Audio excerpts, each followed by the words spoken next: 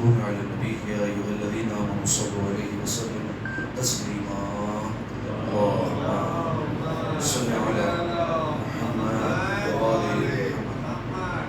أعوذ بالله من الشيطان اللعين الرجيم. بسم الله الرحمن الرحيم. الحمد لله الذي يخلق ولم يخلق ويرزق ولا يرزق ويطعم ولا يطعم. ثم الصلاة والسلام على عبدك ونبيك وصفيك ورسولك وخيرتك من الخلق أبي القاسم محمد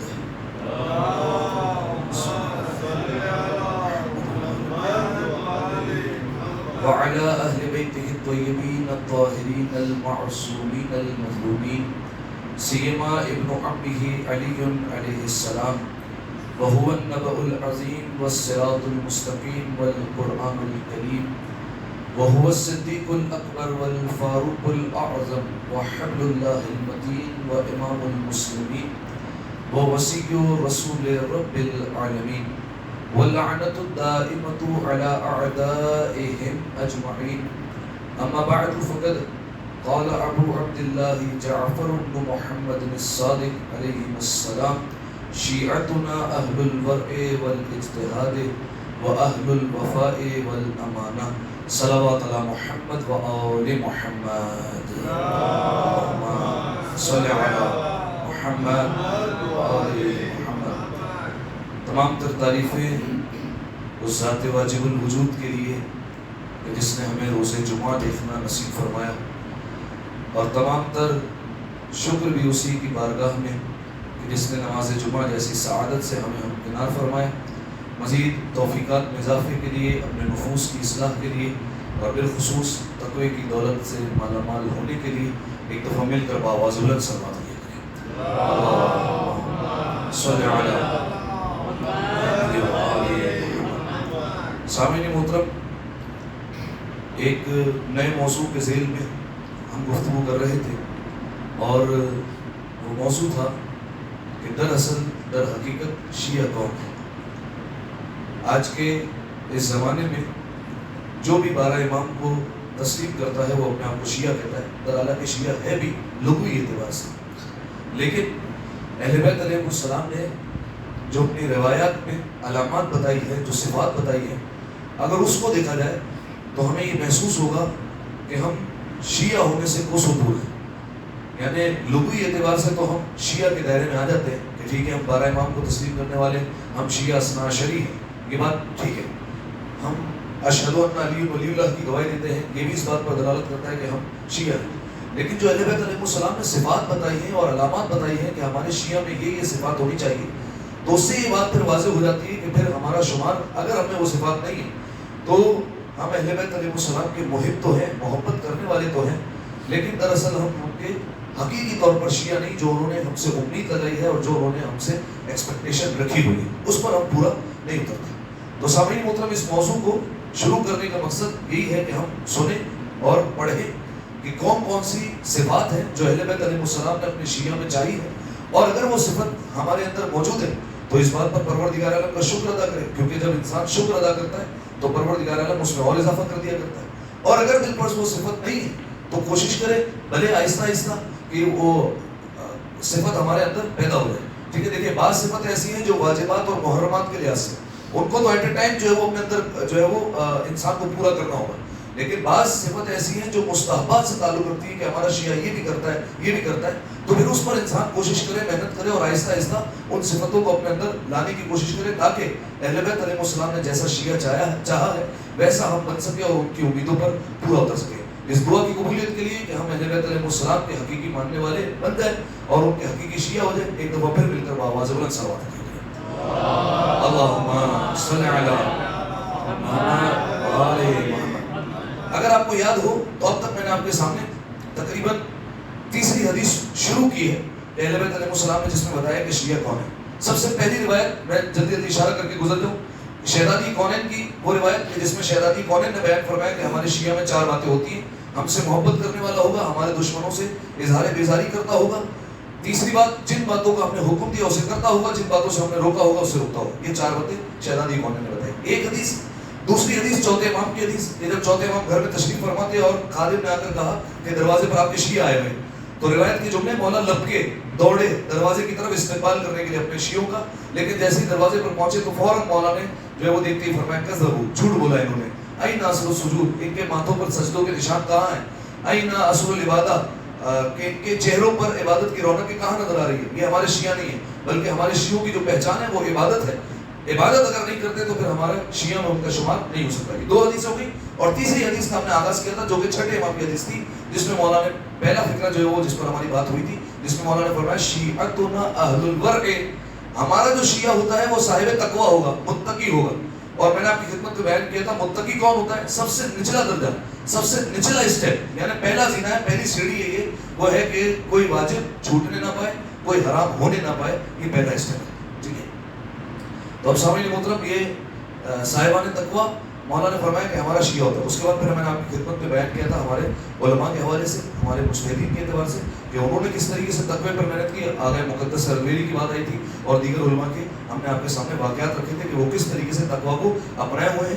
لہذا یہ کوئی ایسی مشکل بات نہیں ہے کہ اہل بیت علیہ السلام نے بیان کر دیا. میں نے آپ کے سامنے اسی دور کی مثال رکھ دی کہ دیکھیں اس دور میں بھی ایسے علماء اور ایسے فقہا اور ایسے لوگ موجود ہیں کہ جنہوں نے تقوی کو اپنایا ہوا ہے. یہ کوئی بہت بڑے جو ہے وہ راکٹ سائنس نہیں تقوی کو اپنانا, بلکہ یہ واجبات میں سے تقوی کو اپنانا. تو پہلی صفت جو مولانا نے بیان فرمائی شیعتنا اہل الورع, ہمارا شیعہ کون ہوگا؟ متقی ہوگا. اب اگر آپ کی توجہ ہے تو میں دوسری آپ کے سامنے صفت پیش کرتا ہوں, اور اس میں غور کیجیے. پھر مولانا نے فرمایا والاجتہاد, غور کیجیے گا, فرمایا ہمارا شیعہ وہ ہوتا ہے کہ جو کار خیر کرنے میں کوشش کرتا رہتا ہے, جو نیکیوں کے کام ہیں اس میں کوشش کرتا رہے گا, آگے بڑھتا رہے گا. ٹھیک ہے. سامعین محترم اگر آپ اہل بیت علیہ السلام کا دور دیکھیں, اگر آپ اہل بیت علیہ السلام کے دور کے واقعات پڑھیں تو آپ کو نظر آئے گا کہ اس زمانے میں صحابہ اور اہل بیت علیہ السلام جو مخلص صحابہ تھے وہ کس طریقے سے نیکیوں کی طرف رغبت کرتے تھے. آپ کے سامنے کئی واقعات ہو گئے کہ کس طریقے سے نیکی کی طرف بڑھتے تھے. میں مثالیں پیش کرتا ہوں.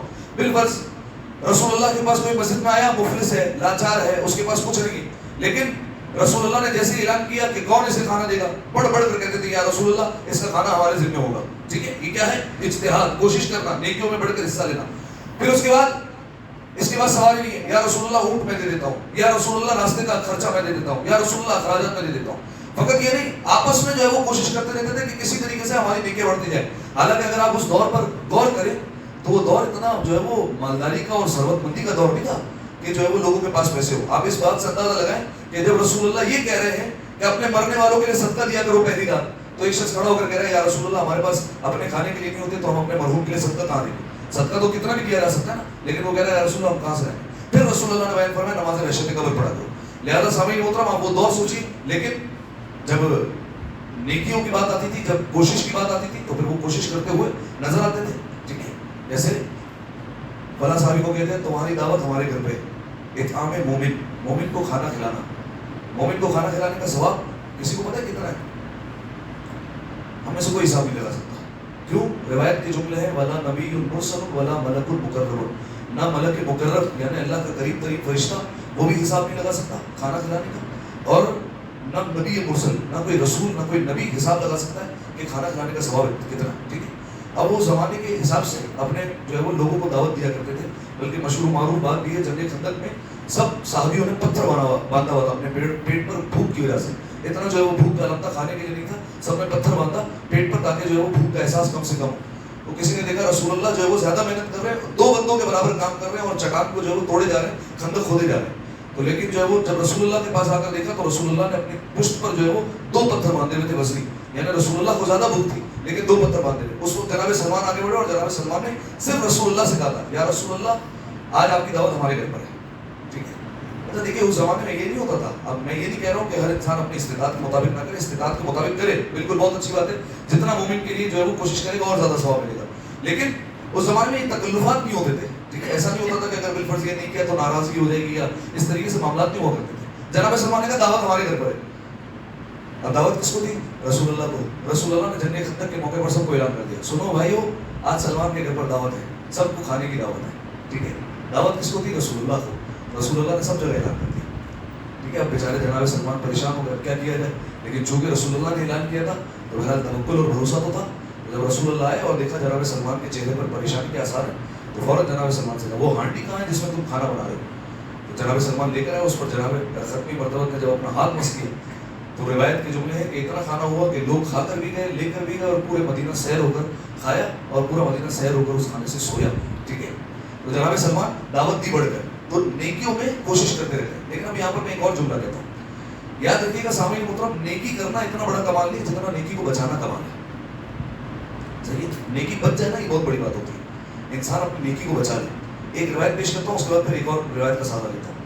وہ یاد کیجیے روایت کہ جب رسول اللہ نے بیان فرمایا کہ اگر کوئی تم میں سے ایک مرتبہ سبحان اللہ کہہ دے تو کیا ہوتا ہے؟ ایک مرتبہ سبحان اللہ کہے گا تو کیا ہوگا؟ ہاں، جنت میں درخت لگے گا، جنت میں ایک درخت لگا دیا جائے گا. تو ایک جو ہے وہ صحابی جو ہے وہ ہمارے جیسا ہوگا، کوئی کیلکولیٹنگ صحابی، وہ اٹھ گیا، یا رسول اللہ یہ جو ہے وہ ہم دن میں اتنے جو ہے وہ سبحان اللہ کہتے ہیں، بالفرض ایک نماز کے بعد ہم اگر 33 مرتبہ کہہ رہے ہیں تو اگر 5 نمازوں کے بعد کہتے ہیں تو 165 تو یہی ہو گئے. پھر چلتے پھرتے اگر کوئی اللہ کی نعمت نظر آ جائے تو سبحان اللہ کہہ دیتے ہیں. تو یہ یا رسول اللہ روزانہ کے جو ہے وہ 200-250 درخت تو لگ رہے ہیں ہمارے. ٹھیک ہے، تو رسول اللہ نے بیان فرمایا کہ 250 درخت تو لگ رہے ہیں، یہ میں اپنے الفاظ میں بیان کر رہا ہوں کہ اتنے درخت تو لگا رہے ہو، لیکن خیال رکھے کہ درخت تو یہاں سے بھیج رہے ہو، پیچھے سے چنگاری مت بھیجنا. ٹھیک ہے، پیچھے سے آگ نہیں بھیج دینا، پیچھے سے تیلی مت بھیج دینا کہ وہ سارے آگوں کو جو ہے وہ سارے درختوں کو جو ہے وہ اپنے ساتھ لے کر چلی جائے اور خاکستر کر دے، یہ مت کر دینا. ٹھیک ہے، تو اس کا مطلب ہے درخت تو جو ہے وہ ہر سبحان اللہ کہنے پر جو ہے وہ لگتے جا رہے ہیں. لیکن جس طریقے سے ہوتا ہے نا کوریئر کے ذریعے سے یہاں سے ہم نے جو ہے وہ درخت تو لگوا دی جنت میں، لیکن جو ہے وہ پتہ چلا کہ پچھلا جو کوریئر بوائے تھا اس کے ذریعے سے ہم نے جو ہے وہ آگ بھی بھجوا دی، جس نے جا کر سارے درختوں کو آگ لگا دی. ٹھیک ہے، نیکی کرنا بہت آسان ہے، اس کو بچا کر بتائیں، اس کو بچائیں تو یہ کمال ہوتا ہے. چھٹے امام نے فرمایا ہمارے شیعہ کوشش کرنے والے ہوتے ہیں، یعنی ایک تو نیکی میں بھی کوشش کر رہے ہیں اور اس کے بعد پھر اس کو بچانے میں بھی کوشش کر رہے ہیں. اب میں آپ کے سامنے ایک روایت پیش کرتا ہوں، اس سے پہلے ایک مثال آپ کے سامنے پیش کرتا ہوں، پوچھتا ہوں. آپ سب نے جو ہے وہ یقیناً امتحانات کے مرحلے سے گزرے، آپ نے جو ہے وہ اسکول میں کالج میں پیپرز وغیرہ دیے ہوں گے، ایگزام دیتے رہے ہوں گے. کبھی ایسا ہوا ہے کہ ٹیچر نے جو ہے وہ خود کہا ہو یہ لو اپنا پیپر خود چیک کر کے بتاؤ؟ کبھی ایسا ہوا ہے؟ لو اپنی جو ہے وہ کاپی خود جو ہے وہ چیک کرو، خود ایگزامن کرو اور پھر ہمیں بتا دینا کہ کیا غلطی ہے اور جو ہے وہ اپنے حساب سے نمبر دے دینا. کبھی ایسا ہوا؟ نہیں ہوا. یہ بھری کائنات میں ایک ہی ہستی کرے گی، وہ کون ہے؟ پروردگار ہے. ایک ہی ہستی ہے. قرآن کی آیت ہے اس بات پر، میں آپ کے سامنے پیش کرتا ہوں آیت، اقرا کتابک، اپنی کتاب خود پڑھو آج. ٹھیک ہے، اچھا یہ کتاب لکھی کس نے ہوگی؟ میں نے آپ کے سامنے سفر آخرت میں پیش بھی کیا تھا کہ جب انسان قبر میں پہنچے گا تو اس کے بعد فرشتے کہیں گے لکھو اپنے نامہ اعمال، جو کچھ نیکیاں کرتے رہے ہو نا، جو کچھ گناہ کرتے ہو خود لکھو، اپنے ہاتھ سے لکھو بھی. تو کہے گا میرے پاس کاغذ نہیں ہے، تو فوراً اس کی کفن کا ٹکڑا پھاڑا جائے گا، کہا اس پر لکھو. کہا میرے پاس لکھنے کے لیے نہیں، کہا یہ تمہاری مشت یہی تمہاری قلم بنے گی. کہا سیاہی نہیں ہے، کہا یہ تمہارا تھوک، یہ تمہارا لعابد ہے، یہ جو ہے وہ تمہارے سیاہی بنے گی، لکھو اس پر اپنے عمل سارے.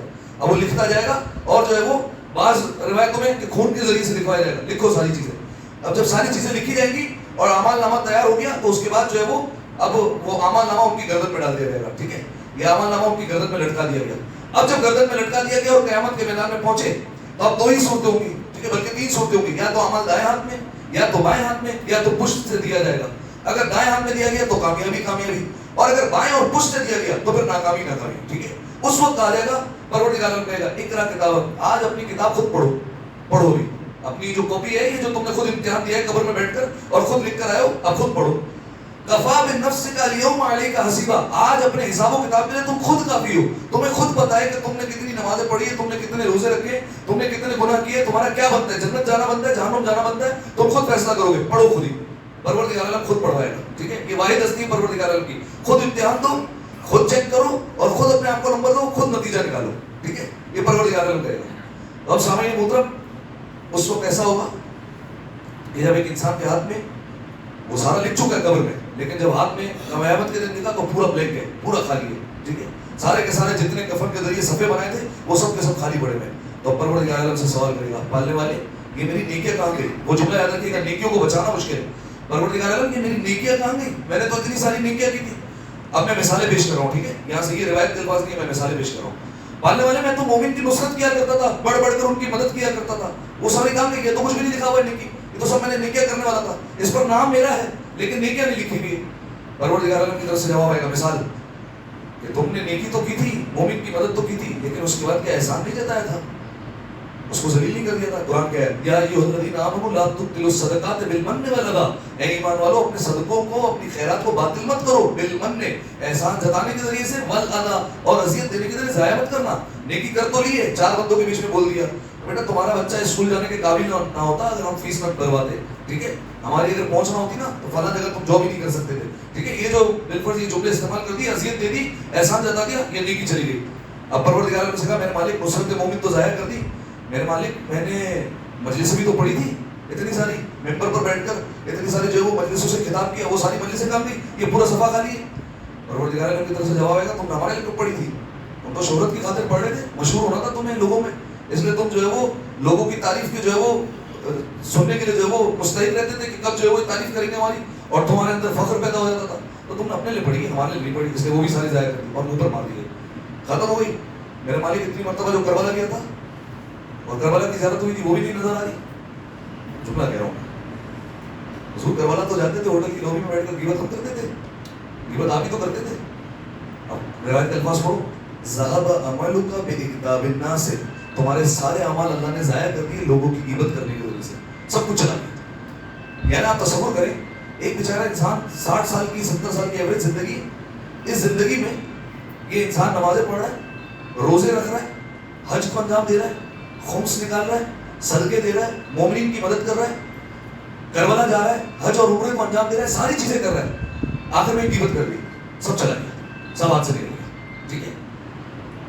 اب جو ہے وہ اچھی بات ہے, ہمیں ابھی پتہ چل گیا کہ سارے اعمال نکل جاتے ہیں, ٹھیک ہے. یہ بزرگوں کا طریقہ کار بھی آپ جانتے ہیں, ہدایت کرنے کا ایک طریقہ کار ہوتا تھا بزرگوں کا, کہ اگر انہیں پتہ چل جاتا نا کسی نے فلاں نے ہماری غیبت کی ہے اور ہمارے پیٹھ پیچھے برائی ہوئی, تو باقاعدہ وہ فروٹ کا ٹکڑا اور پورا گفٹ پیک کر کے اس کے گھر پہ بھجوا دیتے, ٹھیک ہے. تو وہ بیچارہ مجبور ہو جاتا تھا پوچھنے پر کہ کیوں بھجوایا, وہ سامنے سے کہتے تھے بھلا بیٹھے بیٹھے کون کربلا کی زیارتیں دیتا ہے, کون بیٹھے بیٹھے اپنی نمازیں روزے سب دے دیتا ہے, تم نے دیا اس لیے ہم تمہارے شکر گزار ہیں کہ ہم نے آپ کو جو ہے وہ تحفہ بھیجا, ٹھیک ہے. تو یہ شرمندہ کرنے کا ایک طریقہ ہوتا تھا اور وہ پھر اپنی غلطی پر جو ہے وہ سوچنے پر مجبور ہوتا تھا, تو یہ ایک طریقہ کار ہوا کرتا تھا. تو سامعین محترم سارے عمل چلے گئے کس کی وجہ سے, ایک غیبت کی وجہ سے. اچھا مولانا صاحب اب پتہ چل گیا کہ غیبت کی وجہ سے سارے اعمال چلے جاتے ہیں, تو کتنی نیکیاں چلی گئی ہوں گی دوسروں کے اکاؤنٹ میں, کتنی نیکیاں جو ہے وہ دوسروں کے جو ہے وہ کھاتوں میں جا چکی ہیں. اب کیا کریں, کیا کرنا چاہیے بتائیے, کیا کریں, اب پتہ چل گیا. کوئی طریقہ ہے واپس آ جائے نیکیاں دوبارہ ہمارے اکاؤنٹ میں ریٹرن ہو جائے. دیکھیے ایک تو یہ کہ استغفار اور توبہ, ٹھیک ہے, توبہ کریں, پکا ارادہ کرے پروردگار عالم سے, عزم کرے پکا اور پختہ ارادہ کرے میرے مالک جو غلطیاں ہوئی, جو غیبتیں کی اب نہیں کروں گا, معاف کر دیں, ٹھیک ہے. التائب کمن لا ذنب لہ, توبہ کرنے والا ایسے ہوتا ہے جیسے اس نے گناہ کیا ہی نہیں, ٹھیک ہے. یہ روایت کے جملے. تو جب توبہ کر لی تو اب گویا اس نے گناہ ہی نہیں کیا تھا, اور اگر وہ تمام اثرات ظاہر کرنے جو غیبت کے انسان کے اندر پیدا ہوئے تو اس کے لیے پھر سورہ مبارکہ حجرات کی ایک مرتبہ تلاوت کریں, کیونکہ روایت کے جملے جو سورہ حجرات کی تلاوت کرتا ہے جتنی غیبتیں پچھلی ہو چکی ہیں سب کا کفارہ ہو جاتا ہے, ٹھیک ہے, سب ختم, سارے اثرات ظاہر ہو جاتے ہیں. لیکن سورہ حجرات کی ایک مرتبہ تلاوت کریں, ٹھیک ہے, لیکن پکے ارادے کے ساتھ, مستی مذاق نہیں کرنی کہ آج جو ہے وہ غیبت کریں گے پھر سورہ حجرات پڑھیں گے, پھر 4 دن بعد غیبت کریں گے پھر سورہ حجرات پڑھیں گے, مستی مذاق نہیں ہونی چاہیے, ٹھیک ہے. بلکہ واقعی پختہ ارادے کے ساتھ اگر سورہ حجرات پڑھے تو یقیناً پروردگار عالم کی مہربانی اس کے کام آئے گی. ایک اور صلوات علیہ کریں مل کر آواز بلند, اللہم صلی علی محمد وعلی. اس حدیث کے ذیل میں 2 صفتیں اب تک بیان ہو گئی. اب تک شیعتنا اہل البر ہے, ہمارے شیعہ صاحبان تقوی ہوں گے, متقی ہوں گے. ایک دوسری صفت ہمارے شیعہ کوشش کرنے والے ہوں گے, نیکی کرنے میں بھی اور نیکی کو بچانے میں بھی کوشش کرتے رہیں گے. وَأَهْلُ الْوَفَاءِ وَالْأَمَانَةِ, ہمارے شیعہ وفادار بھی ہوں گے اور امانت دار بھی ہوں گے. اس پر ہماری پہلی جو ہے وہ نشست میں گفتگو ہو چکی ہے, لہذا اس کو میں دوبارہ بیان نہیں کروں گا, ٹھیک ہے. لیکن ایک جو ہے وہ جملہ کہوں گا جو اس دن میں نے کہا تھا, دوبارہ تکرار کر دیتا ہوں. وفاداری اور امانت داری یہ دونوں صفتیں بڑی اہم ہیں, یہ انسان کے اندر ہونی چاہیے, یاد رکھیے گا. وفاداری کسے کہتے ہیں, وفاداری کہتے ہیں جو بات کہی ہے نا اسے پورا کرنا جانتا ہو, ٹھیک ہے. امانت داری کسے کہتے ہیں, اگر کسی نے کوئی بات رکھوائی ہے نا تو اسے پھر پورا کرنا, اسے پھر جو ہے وہ امانت کے ساتھ ریٹرن بھی کرے, ٹھیک ہے. اچھا یاد رکھیے گا امانت صرف پیسوں کی نہیں ہوتی, امانت باتوں کی بھی ہوتی ہے, ٹھیک ہے. یہ روایت کی روشنی میں کہہ رہا ہوں, راز بھی امانت ہوتا ہے. بالفرض اگر کسی مومن نے جو ہے وہ آپ کو راز بتایا, یہ جو ہے وہ امانت ہے, اس کو جو ہے وہ افشا نہیں کر سکتے, سب کے سامنے بیان نہیں کر سکتے. اگر بالفرض کسی کا گناہ پتہ چل گیا اس کو سرعام بیان نہیں کیا جا سکتا, کیونکہ وہ امانت ہے, ہمیں پتہ ہے اور کسی کو نہیں پتا, اسے آشکار نہیں کیا جا سکتا. تو فرمایا کہ ہمارا شیعہ جو ہوگا وہ وفادار بھی ہوگا, امانت دار بھی ہوگا. ایک حدیث روز دن پیش کی تھی, وہ میں دوبارہ پیش کر دیتا ہوں کیونکہ یہ مسئلہ پیش آتا ہے اور لوگ بہت زیادہ سوال پوچھتے ہیں, مولانا صاحب دھوکہ ہو گیا ہمارے ساتھ, فراڈ کر کے بھاگ گیا بندہ, ہم نے بھروسہ کیا تھا لے کے بھاگ گیا پیسے. حالانکہ مولان صاحب پہلی صف کا نمازی تھا. کوئی معیار نہیں ہے پہلی صف کا نمازی ہونا, کوئی معیار نہیں ہے پہلی صف کا ماتمی ہونا, کوئی معیار نہیں ہے کہ لمبے لمبے سجدے کرتا ہوں, کوئی معیار نہیں ہے اللہ سے مناجات کرتا ہوں, یہ کوئی معیار نہیں ہے. یہ حدیث کی روشنی میں کہہ رہا ہوں, یہ ساری چیزیں معیار نہیں. رسول اللہ نے کہا یہ نہیں دیکھو نمازیں کتنی پڑھتا ہے, روزے کتنے رکھتا ہے, حج کتنے کیے, نیکیاں کتنی کی ہے, راتوں کو اٹھ کر کتنی مناجاتیں کرتا ہے, یہ سب نہ دیکھو. بھروسہ کرنے کے لیے کیا دیکھنا ہے؟ فرمایا وصدق الحدیث و اداء الامانہ, دیکھو بات میں کتنا سچا ہے, امانت کو ادا کرنے میں کتنا آگے. اگر یہ دو چیزیں آنکھ بند کر کے بھروسہ کرو, یہ دو چیزیں اگر پائی جاتی ہیں, ٹھیک ہے. آپ اگر غور کیجیے رسول اللہ کی زندگی میں, رسول اللہ نے 40 سال بعد اعلان رسالت کیا ہے, لیکن 40 سال تک ان کے 2 لقب مشہور ہو گئے تھے. کون کون سے؟ صادق اور سچا اور امانتدار. پہلے بنوایا ہے اپنے آپ کو, پہلے بھروسہ جو ہے وہ گین کیا ہے, پہلے ٹرسٹ جو ہے وہ رسول اللہ نے گین کیا, اس بھروسے کو حاصل کیا, اس کے بعد پھر اعلان کیا, ٹھیک ہے. یعنی اتنا سچے اور اتنی سچائی مشہور ہو گئی کہ رسول اللہ کہہ رہے ہیں کہ میری سچائی پر کتنا بھروسہ ہے. یا رسول اللہ اگر آپ کہیں کہ پہاڑ کے پیچھے سے لشکر آ رہا ہے اور ہم پر حملہ کر دے گا تو یا رسول اللہ ہم یقین کریں گے, حالانکہ ہم جا کر پہاڑ کے پیچھے دیکھیں ہمیں کوئی لشکر نظر نہ آئے, لیکن آپ کہہ رہے ہیں تو ہم یقین کر لیں گے کہ لشکر آ رہا ہے, ٹھیک ہے. اتنا جو ہے وہ بھروسہ کر لیا. مشرکین امانتیں رکھوا کے جاتے تھے کہ جیسا بھی ہم اس کی خدا کو برا بھلا کہتے ہیں, لیکن جو ہے وہ یہ امانت میں کبھی خیانت نہیں کر سکتا, ٹھیک ہے. تو مولا نے فرمایا متقی ہوگا ہمارا شیعہ, نیکیوں میں کوشش کرنے والا ہوگا, وفادار ہوگا, امانتدار ہوگا. اگلی سبق تھوڑی مشکل ہے. وَأَهْلُ الزُّهْدِ, ہمارا شیعہ زاہد ہوگا. زاہد پتہ ہے کسے کہتے ہیں؟ کسے کہتے ہیں زاہد؟ لفظ استعمال ہوتا ہے عبادت گزار, عابد و زاہد. زاہد کسے کہتے ہیں؟ جی بولیے بھائی. زاہد زاہد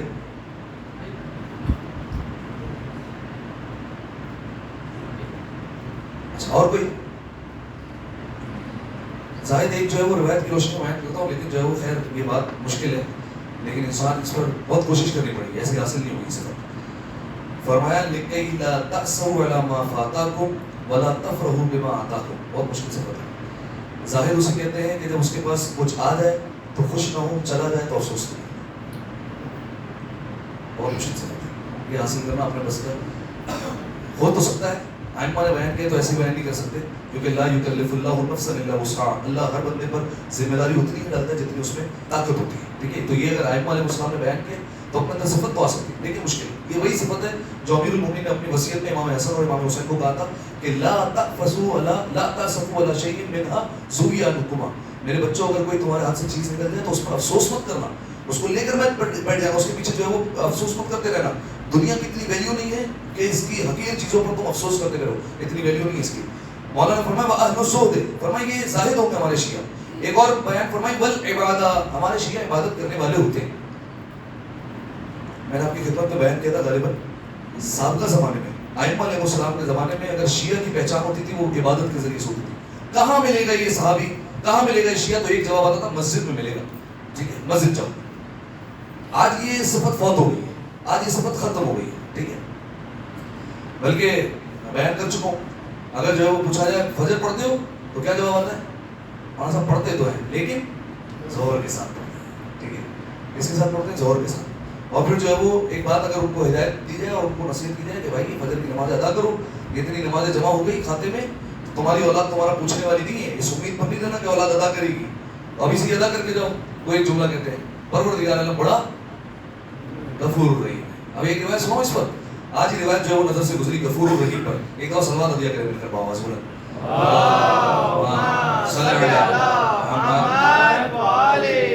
جتنے لوگ ہیں اس کے حساب سے سلوات آہستہ ہوگی.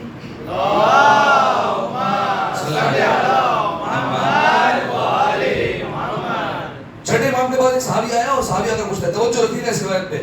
چھٹے امام کے بعد صحابی آتا ہے اور آ کر پوچھتا ہے یہ اپنا رسول اللہ, آپ کے پاس چاہنے والے ایسے میں نے دیکھے ہیں جو گناہ کرتے ہیں اور اس کے بعد کہتے ہیں اللہ کے ہم رحم و کرم کے امیدوار ہیں, اللہ بڑا غفور الرحیم ہے. گناہ کرتے ہیں, فجر کی نماز چھوڑیں گے, ہومس نہیں دیں گے, گالا گلوچ کریں گے, جھوٹ بولیں گے اور جو ہے وہ فلاں فلاں جو ہے وہ گناہ میں ملوث نظر آئیں گے, لیکن آخر میں ایک جملہ بول دیتے ہیں اللہ بڑا غفور الرحیم ہے, ٹھیک ہے. تو چھٹے امام نے فوراً جواب دیا, فرمایا ایسے لوگ جھوٹے ہیں اور ہمارے قطعاً شیعہ نہیں ہیں, ان کا شمار ہمارے شیعوں میں مت کرنا, یہ ہمارے شیعہ نہیں ہو سکتے. اس کے بعد مولانا نے فرمایا بلکہ یہ لوگ خواہشات کے اسیر ہیں, ان کو خواہشات نے اپنا غلام بنایا ہوا ہے.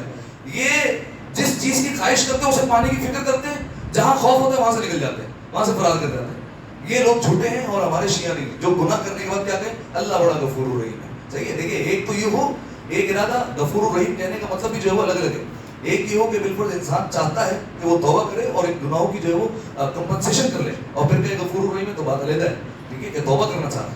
لیکن اگر بالکل گناہ کرتے جا رہے ہیں اور جو ہے وہ اس آسرے پر کہ جو ہے وہ قیامت میں سب کچھ ہو جائے گا اور کہ بڑا غفور الرحیم ہے، تو اہل بیت علیہ السلام نے فرمایا یہ شخص ہمارا شیعہ نہیں ہو سکتا. اور ایک حدیث چھٹے امام کی شہادت گزری ہے، لہذا ان کے حوالے سے ایک جملہ پیش کر دوں کہ جب چھٹے امام کی شہادت کا وقت تھا اور امام نے جب سب کو جمع کیا گھر والوں کو، تو ان کی زوجہ بیان کرتی جناب حمیدہ خاتون جو کہ ساتویں امام کی والدہ ہے، انہوں نے بیان کیا کہ آخری وقت میں جب مولا زہر کی شدت میں تو ایک جملہ آنکھیں کھول کر فرما رہے ہیں، لا تنالوا شفاعتنا من استخف بالصلاۃ، ہماری شفاعت اس تک نہیں پہنچے گی جو نماز کو ہلکا سمجھے گا.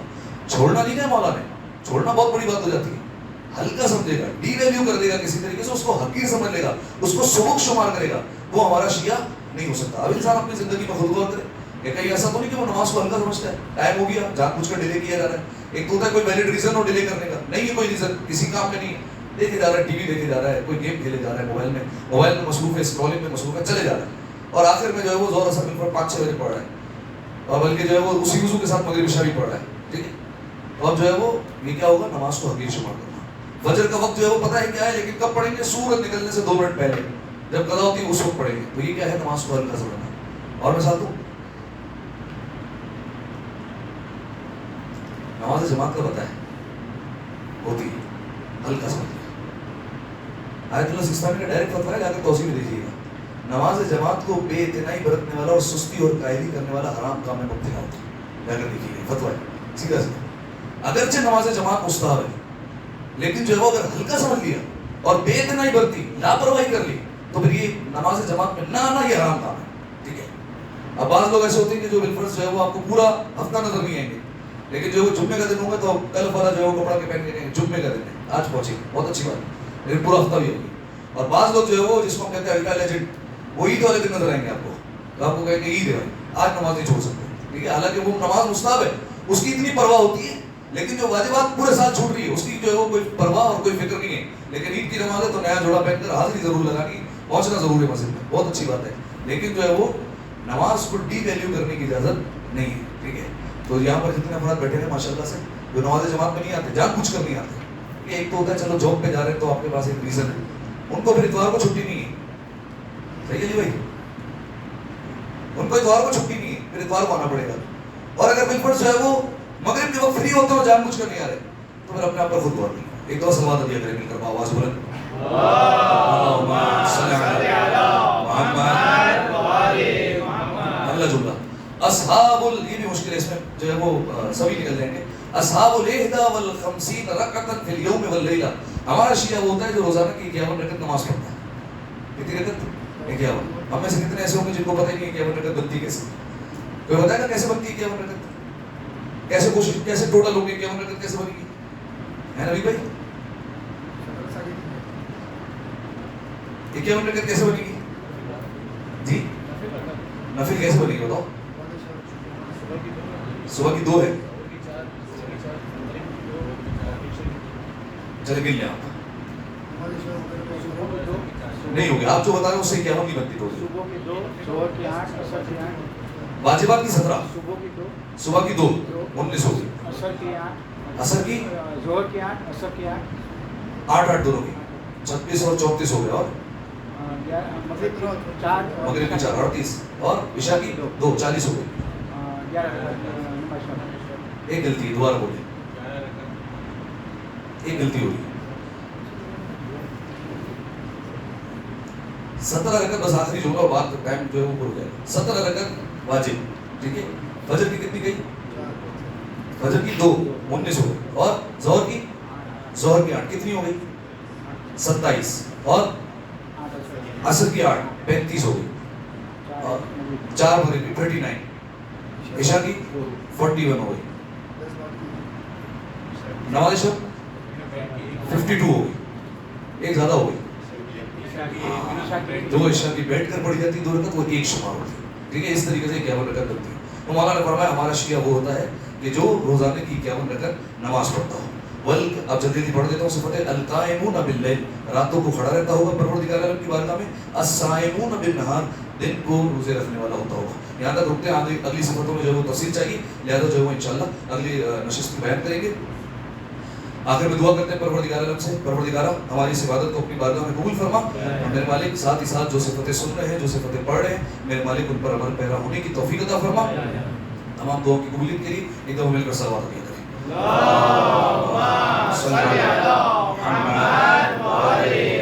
اعوذ باللہ من الشیطان اللعین الرجیم، بسم اللہ الرحمن الرحیم، انا اعطیناک الکوثر فصل لربک وانحر ان شانئک هو الابتر۔ مل کر 3 دفعہ آواز بلند صلوات کریں۔ اللهم صل علی محمد وآل محمد، اللهم صل علی محمد وآل محمد، اللهم صل علی محمد وآل محمد۔ اعوذ باللہ من الشیطان اللعین الرجیم، بسم اللہ الرحمن الرحیم، الحمد للہ رب العالمین، اللهم لك الحمد بديع السماوات والأرض ذا الجلال والإكرام، رب الأرباب وإله كل مخلوق وخالق كل مخلوق ووارث كل شيء ليس كمثله شيء وهو بكل شيء محيط، أنت الله لا إله إلا أنت الأحد المتوحد الفرد المتفرد، وأنت الله لا إله إلا أنت الكريم المتكرم العظيم، والصلاة والسلام على محمد النبي الرحمة سيد المرسلين، وعلي بن أبي طالب سيد الوصيين، وفاطمة الزهراء سيدة النساء العالمين، وحسن المجتبى حجة الله على الخلق أجمعين، والحسين الشهيد المظلوم وارث أمير المؤمنين، وعلي بن الحسين زين العابدين، ومحمد بن علي الباقر علم الأولين والآخرين، وجعفر بن محمد الصادق الصديق والمقتدي بآبائه الصالحين، وموسى بن جعفر القاسم من أولاد النبيين، وعلي بن موسى الرضا من إترة بررة المتقين، ومحمد بن علي الجواد ولي المؤمنين، وعلي بن محمد السراج المنير إمام الخاشعين، والحسن بن علي سيد الأوصياء المنتجبين، والخلف القائم المهدي المنتظر الحجة بعد آبائه على خلقك المعدي النبي، ووارث علم الماضيين من الوصيين الذي ببقائه بقية الدنيا، وبيمنه رزق الورى، وبوجوده ثبتت الأرض والسماء، وبه يملك الله الأرض قسطا وعدلا كما ملئ الظلم وجورا، وعجل لنا اللهم ظهور إنهم يرونه بعيدا ونراه قريبا برحمتك يا أرحم الراحمين، اللهم افتح لي أبواب توبتك ورحمتك ورزقك الواسع، إني إليك من الراغبين، وأتمم لي نعمك إنك خير المنعمين، اللهم اجعل بقية عمري في أداء فرض الجمعات والحج والزيارات والعمرة ابتغاء وجهك يا رب العالمين، وصلى الله على محمد وآله الطيبين الطاهرين المعصومين، والسلام عليه وعليهم أجمعين، صلوات الله.